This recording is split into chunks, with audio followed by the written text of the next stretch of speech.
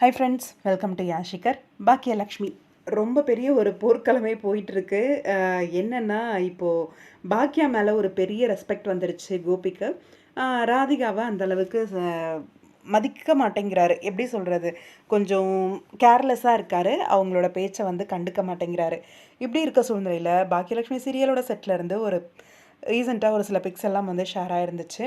நம்மளோட செழியன் கேரக்டர் பண்ணுறார் இல்லையா, அவர் வந்து ரீசெண்டாக போஸ்ட் பண்ணியிருந்தார்.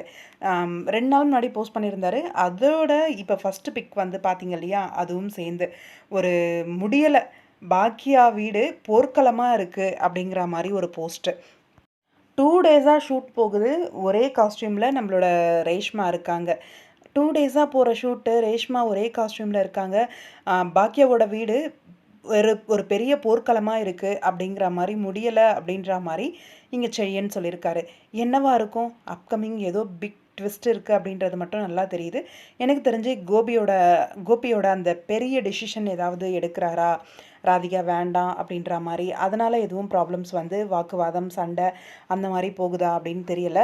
ஆனால் பெரிய ஒரு போர்க்களமாக இருக்குது அப்படிங்கிறத வந்து சொல்லியிருக்காங்க. நம்மளோட செழியன் கேரக்டர் பண்ணுறார் இல்லையா, அவர் வந்து எவ்வளோ வெயிட் இருந்திருக்காரு, ஃபேட்டாக இருந்திருக்காரு, இவ்வளோ ஒல்லியாக இருக்காரு. இந்த போஸ்ட்டை வந்து ரீசெண்டாக அவரோட இன்ஸ்டாகிராம் பேஜில் வந்து போட்டிருந்தாரு.